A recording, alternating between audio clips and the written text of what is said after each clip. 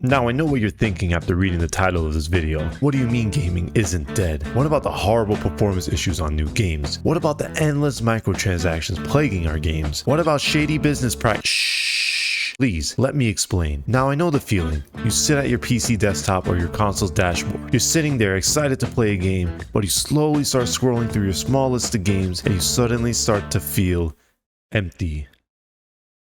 Growing up, it felt like we were living through the golden age of gaming, the introduction of online.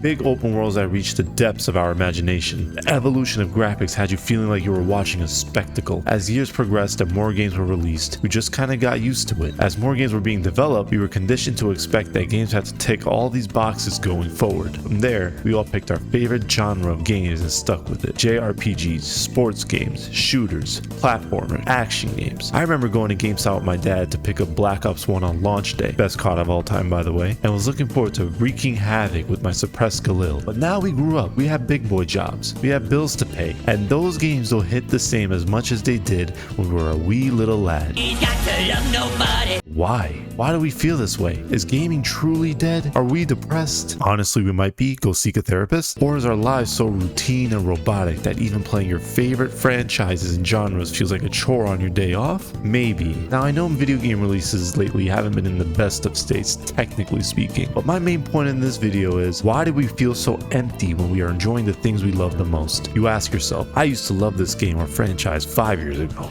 10 years ago. Why am I not enjoying it now? And to be honest, there is no real answer to these questions. Rather, there are multiple answers and requires a lot of trial and error to find a solution that just clicks. During the pandemic, I felt the same dread as a lot of other gamers. I used to play FIFA like a gambling addict on a slot machine. I could not stop opening packs, I could not stop doing those stupid squad building challenges, and I couldn't stop playing so many games in a row to get my sweet rewards. And those rewards were absolutely shit. So one day, I said, F this, I'm done, and uninstalled the game. I sat there looking at my dashboard thinking, now what? I took a break for a bit and tried some other games that I'm normally accustomed to. Warzone, Super Smash Bros. Games that I know like the back of my hand. Then one day my friend recommended a JRPG game that was pretty popular. I've only ever heard of it because of Smash Bros, but I never looked too deep into it beyond that. It was a genre I haven't even gone near ever in my life. Never would I have considered touching a JRPG. Turn-based combat? Disgusting. Well, do you want to know what game that was?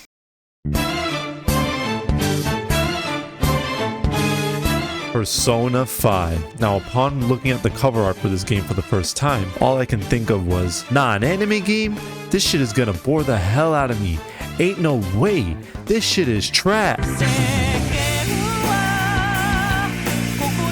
This game changed my life. Now I know that sounds dramatic, but when I started this game, I could not put it down. This is a feeling I haven't felt since I was a kid, picking up Black Ops and playing it for the first time. I felt excited, invested. It changed my perspective on gaming. I won't start praising this game to high heavens right now, because that's not the point of the story. The point of me telling you this story is to seek discomfort. Shout out Yes Theory. I finally decided to step out of my comfort zone. I worked up the courage to try something new, something different, something fresh. My love for gaming was revived just by doing one simple thing. For many of us, it isn't as easy as it seems. We are so set on our routines, we don't think to even try something else. This idea can be used in other aspects of life as well. Food, jobs, hobbies. Imagine you eat chicken and rice every single day. First couple days, it's delicious. You're having the best time of your life. But then, we slowly get sick of it. You think to yourself, this is boring. I hate this. You begin to resent the chicken and rice that's been presented in front of you. But we go about eating it anyway, because it's the only thing we know. So, how can we spice things up? Well, you can marinate the chicken, fry the chicken, grill the chicken, change it up. If you apply this aspect with video games or any other hobby, I'm sure it can rejuvenate something in a lot of you. However, this plan isn't foolproof. Some people can use my method and still feel that emptiness. But this is all about stepping out of your comfort zone. So what could be some other solutions? If you're set on your game and you love a specific game you're playing, try mixing up the way you play your game. I platinum Persona 5 Royal. That gave me a super rush of dopamine. Since then,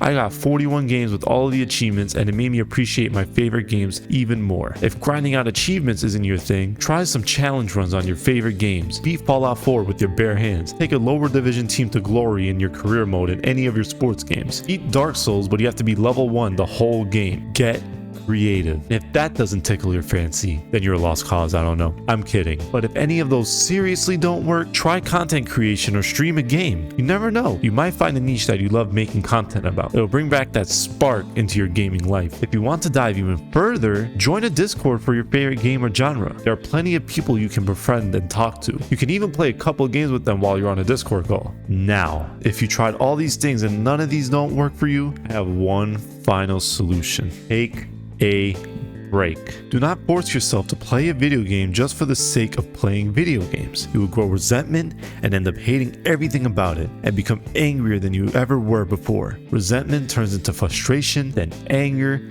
and then one day you just give up. Instead, find other enjoyments in life. Video games will always be there. Go out on a date. I know it's hard for a lot of us. Hang out with some friends. Read a book. Try some art classes. Whatever it may be, a break is always needed in everything we do in our lives. That's why we have days off from our jobs. That's why we have breaks during our jobs. And it's the reason why we sleep. We sleep to recharge and gain the energy to tackle a brand new day. Incorporate this mindset into your games. Get off your chair, take a break, come back to it one day with a fresh mindset. It can be an hour break, a week break, a month, maybe even a year. Once you decide you're ready to come back, you will feel recharged.